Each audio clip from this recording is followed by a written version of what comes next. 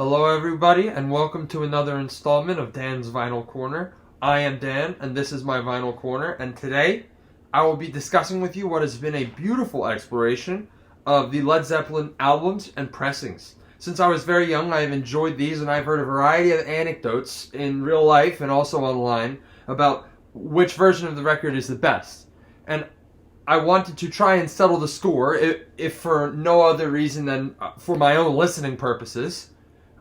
And I was very pleased with the results of which pressings I found were the best, both through intensive research and, trying out the albums. And so the purpose of this video is to share that with you in the hopes that it can help you to build out your Led Zeppelin collection or provide another useful point of view if you're trying to make a decision about a certain Led Zeppelin album that you might want to get or look for. So with that in mind, I'm going to present all of the Led Zeppelin albums, 1 through 4, and also Houses of the Holy and Physical Graffiti. Here I will not present Presence or Coda, nor In Through the Outdoors. I do not own these albums, but we will go through the various pressings which are in my possession in ascending order of which one is the best for each album, and then have some discussions on various listening notes throughout. So without further ado, let's get started with that subject matter of the video. So for Led Zeppelin 1, the first pressing that I would like to present happens to be a U.S. original pressing. This is a version which has the RIAA gold sticker, the red text on that Atlantic label that was used in the U.S. at the time. This has the original catalog number of Led Zeppelin on Atlantic Records in the United States, which was SD8216. This is a specialty pressing on nice heavy vinyl. It is mastered by an unknown engineer. It has a lot of fuzz and drive and punch to it, but the sound is not very well resolved at all, especially in the low end. And the separation of the vocal from the low end is a bit wanting at times. Also, the sustain of the guitar is not very pronounced in the recording. All in all, again, very analog sound, very nice rock sound for casual listening, but also a bit fuzzy. Even for a non-digital pressing or a Kevin Gray pressing, you still want to hear some clarity and instrument separation to be able to appreciate the soundstage and the musicianship that was going on in these albums. And here, it's just a bit too noisy to do that. Of the 3 pressings of Led Zeppelin 1 that I have come into possession of, this is the one that I would be least inclined to listen to.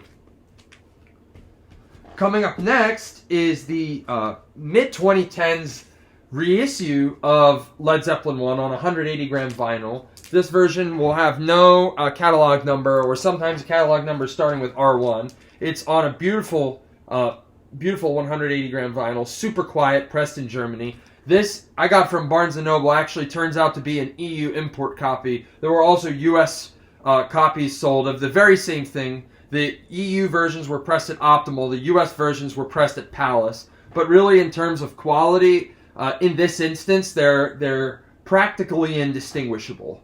I would say with this particular version of the recording, this is more than sufficient as an everyday listening experience. You were going to get a lot of richness on the guitar. When John Bonham or John Paul Jones come in, you're going to know about it, and you're going to hear some of the detail or fry that Robert Plant does with his voice, some of the blues inflection that he tries to put on, and you're going to hear absolutely no noise on this copy of the record.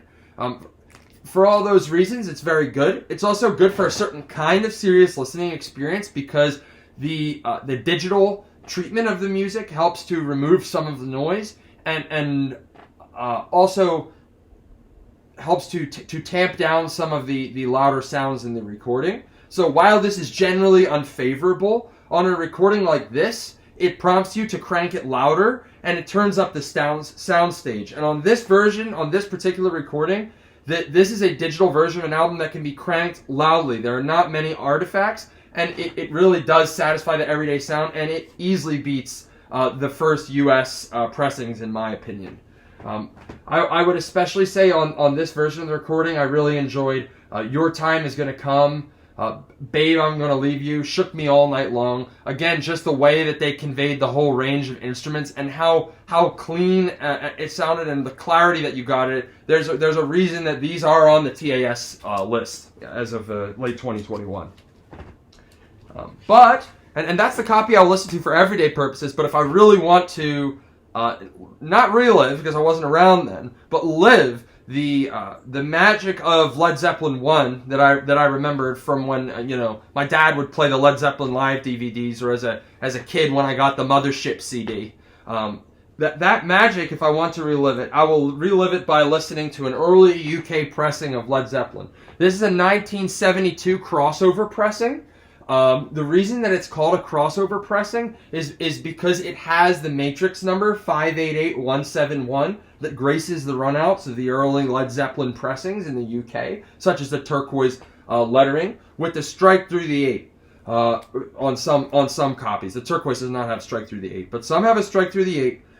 This one has that 588171 runout, but it displays the more modern Atlantic label that was used in the early 70s. This is better than any U.S. pressing of the record that I have heard, and it is also better than the recent digital reissue. What you are going to get in this record is the best of that early U.S. pressing and the digital reissue, in the sense that the early U.S. pressing has more drive, it's louder, it's mastered hot with analog fuzz. This version, whereas the 180 gram version, it sounds very symphonic. There's a lot of great instrument separation, and it's on extremely quiet vinyl. And this is going to give you both of these things. It has an amazing soundstage. It's extremely crankable. There's great clarity of Robert Plant's vocal and of the guitar. The instruments are beautifully separated, but it still has that vulgarity and fuzz that you want from a blues rock record like this one. Absolutely one of the very favorite records in my collection, and this is a nice follow-up on what I had said previously about Led Zeppelin 1 and other videos. I would encourage anybody who's a serious Led Zeppelin fan to search out this pressing if you want to find the best compromise between cost and sound quality. Because here you are going to get the sound of one of the early UK pressings at a fraction of the price due to the different label. So it's a very nice way to pick up a copy of this early UK sound for what is comparatively a bargain. One record where we cannot make that compromise as well as Led Zeppelin 2, which we'll come to now. For Led Zeppelin 2, I have, again, 3 pressings to present. The first pressing of Led Zeppelin 2 that I will present is again a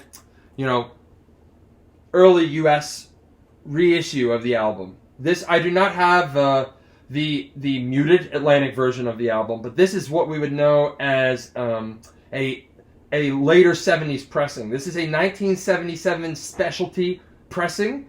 Again, an early specialty. Those are many of the records that I see in the shops. And this one was mastered by Ed Feinblatt, who was a mastering engineer doing some work in the 70s. This one advertises the catalog number SD19127 on there, and it is the gatefold edition of the record with the original sleeve here. This one is pretty clean. I would say it's in excellent condition. With this copy of the record, it is not as muted as some of the early Atlantic pressings where I hear vinyl rips on the internet. It's also not as muted as hearing a CD copy of the album, or maybe the digital reissue, which we will get to.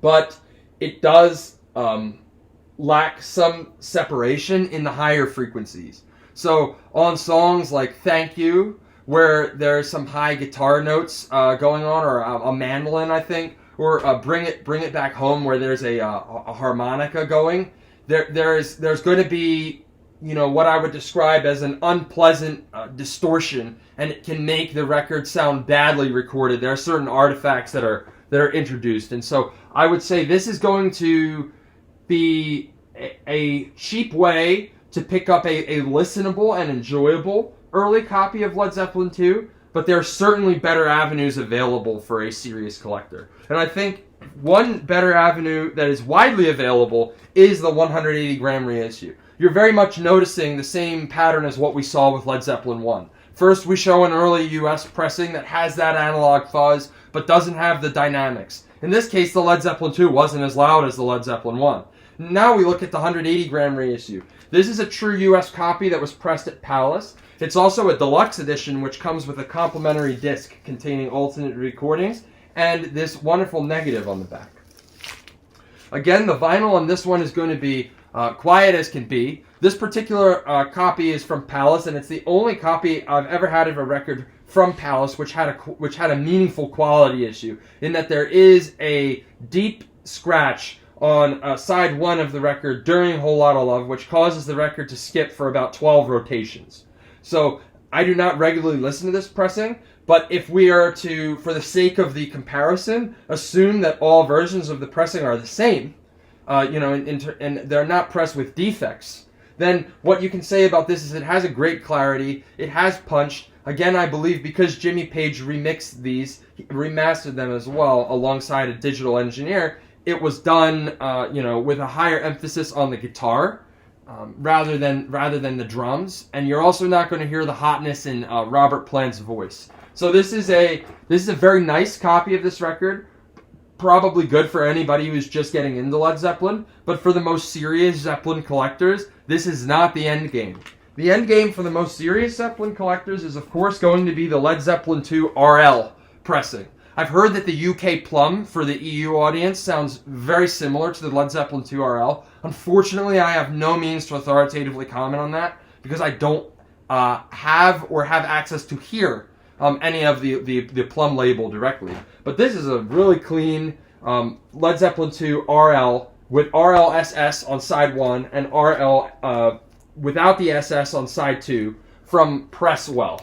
So this is a copy that is probably VG+. You would be very hard pressed to find this record in condition better than VG+. This is well known that for some reason this record is being infamous for having all kinds of scratches and being very beat up in any copy available. It's fair to say that people who had this Zeppelin record didn't simply get the record and leave it to collect dust on their shelf.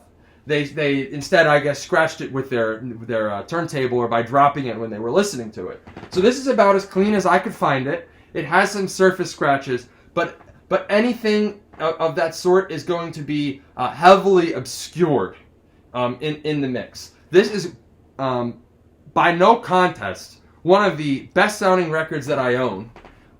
In Whole Lotta Love, when you hear Robert Plant's vocal fry, when you hear the drums coming out of your subwoofer, there's a very actually pleasant tape saturation on this album throughout the entire thing, especially in Bring It On Home or Thank You. And this is truly one of the quintessential albums for any Led Zeppelin or classic rock collector. I really cannot emphasize enough how much it is night and day with this pressing versus absolutely any other pressing of Led Zeppelin 2. There's really no way as a US collector, again, I don't know about the EU pressings, but to make any kind of compromise between this one and other pressings of Led Zeppelin 2 the way that we could with Zeppelin 1. It truly does knock everything out of the park, and as I once saw on an audio forum, there is the RL Led Zeppelin 2 as far as the Led Zeppelin pressings go, and everything else. And that I can indeed verify to be the case here. No hype or anything about it. Up next is Led Zeppelin 3. Again, I'll have 3 pressings of this to show you. Again, it's going to follow the same pattern, and not by intention, but merely by actually shooting out the records and comparing them, so to speak. First, we'll show an early US pressing, then we'll show the 180 gram reissue, and then we'll show what I think is the best version from my research and listenings. So the first version that I will show here is a late 70s or early 80s Columbia Record Club Carrollton press. So this version of the album has the Atlantic label, but it says CRC on the white band of the label. And it is pressed in the early 80s. This particular pressing I found to be very neutered version of the album, and I found to be on very noisy vinyl. I picked this up to hear the record, but I would say this pressing is entirely avoidable and should be ignored in comparison to the digital pressing. As with Led Zeppelin 1 and 2, if your main concern is cost, go for the 180 gram version. On that 180 gram version, you're going to hear what is a very nice copy of this record, and which some will say rivals the early Canadian pressings that people talk about, as well as even the classic records pressings that some people talk about. This one is absolutely amazing.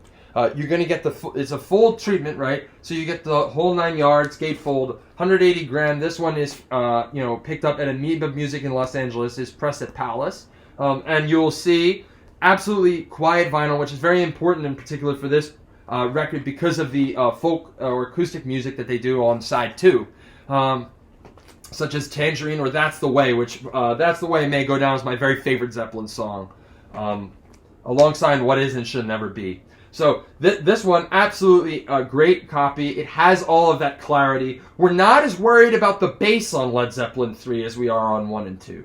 Because it was recorded, not as well recorded as 1 or 2. And a lot of it, I believe, along with 4, not at the same time, but was recorded in a portable studio environment. And so there's not a lot of bass on this album, and the digital pressing would veil the bass, veil the lower frequencies. Here, that's not a concern. So it just enhances the soundstage, enhances the clarity, and in theory, you should be able to crank it. And I say in theory because this is the one place where I feel this Led Zeppelin 3 falls short, and why it would not be comparable to the ultimate analog copy of this album. In particular, I noticed that whatever they've done to remaster this digitally or to transfer it has created many artifacts. And if you turn the volume on your system high, and I'm using an Ortofon Blue on a project turntable with a good AV receiver, and I can turn the volume high and I'll hear artifacts on this pressing, which I do not hear when I crank the other digital Led Zeppelin pressings. Everything starts to sound tinny and etchy and metallic, and it's especially pronounced on side 2, again with some of those more acoustic tracks. So That's the Way, or the Bron Your R Stomp at the beginning of that one. Not those you're going to have a serious problem if you like to crank this record. So again, this is a good copy for the money, but it's not the best. And for just a little bit more money, you can get something a lot better if you're patient. And this is a type of pressing I would not usually recommend, but it is the Japanese pressing of Led Zeppelin 3. This Japanese pressing takes on the catalog number P10106A, and what you have here is a 1975 reissue of the album, which is apparently far superior to the original with the pink obi from what I read. The packaging is a little flimsy, and unlike the other 2 copies I showed you, it does not have a working wheel. But of course we're not here to judge on the packaging. We're here to judge on the sonics. And with the sonics of this record, I was listening to the old analog copy from the US. Again, a lot of fuzz, but not great instrument separation, and sounded neutered.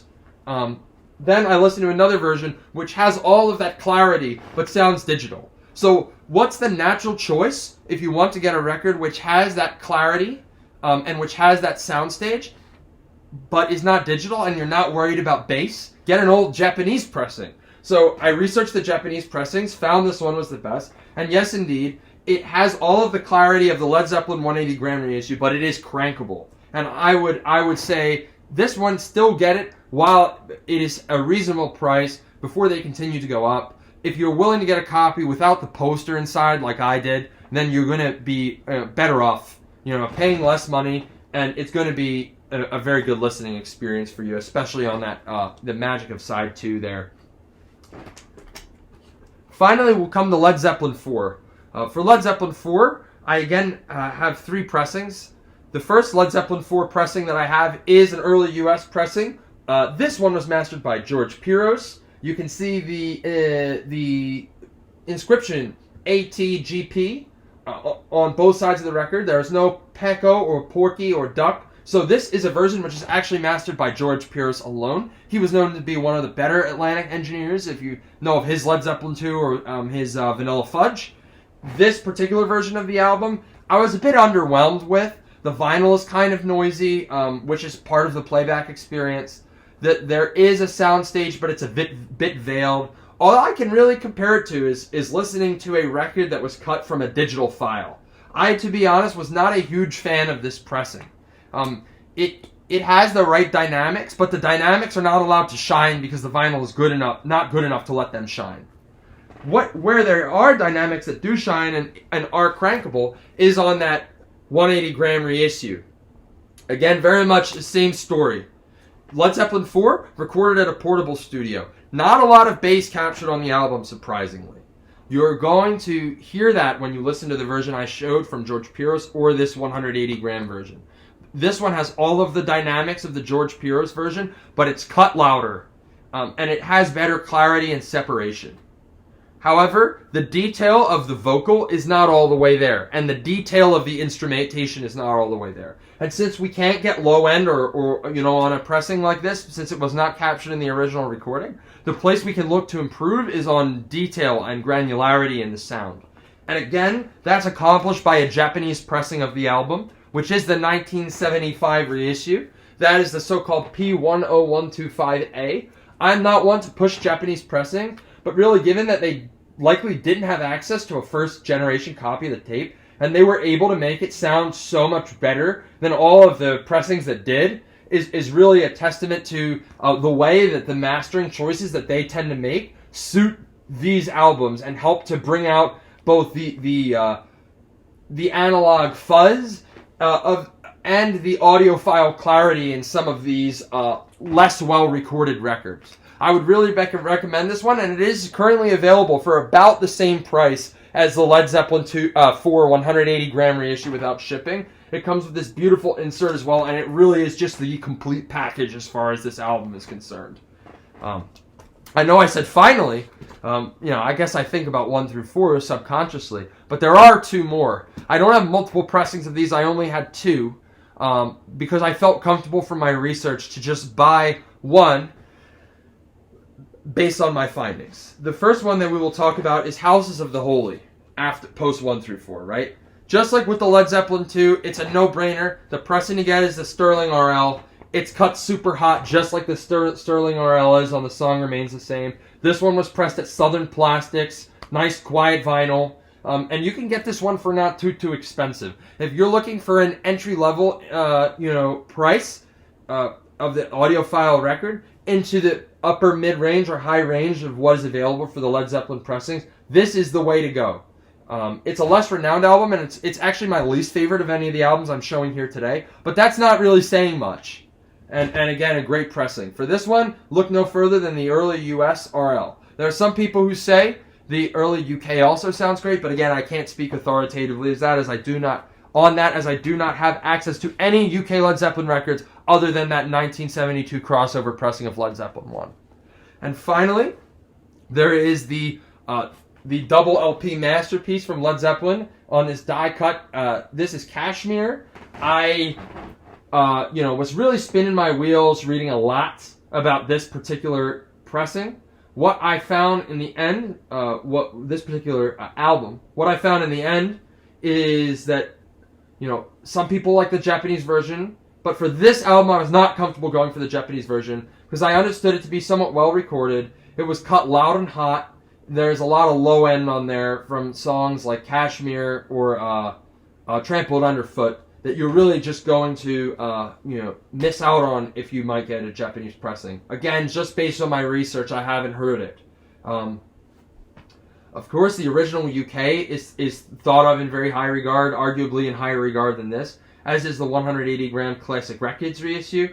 But I decided, again, not to go for either of those because I read that the early US Monarch and Presswells are essentially indistinguishable from the early UK and Classic Records copies. And so what I decided to do was to take the most cost-effective route and get this Presswell right here. This one sounds great. It's cut hot. I don't believe the engineer is advertised, but you're going to get very forward on John Paul Jones on the bass, a lot of guitar, very bluesy sound, and again, what all of the best Led Zeppelin pressings have: analog fuzz and drive, and tremendous attack without the expense of clarity. So to do a final roundup, I, through my research and investigations and listenings, have compiled what I believe to be the ultimate pressings of the various Led Zeppelin albums for your collection, all things considered.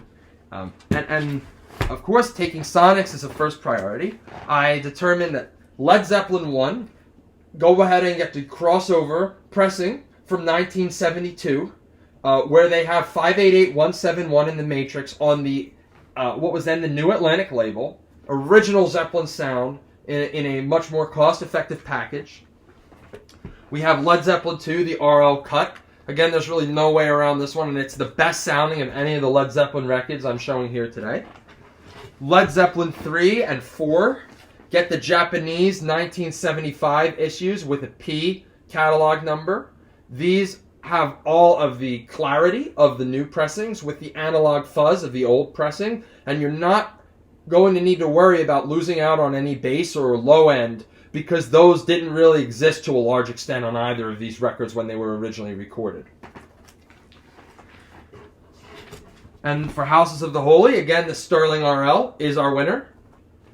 And for Physical Graffiti, an original US press will, although based on my research and somewhat limited understanding, an early UK or 180 gram Classic Records edition would serve you just as well.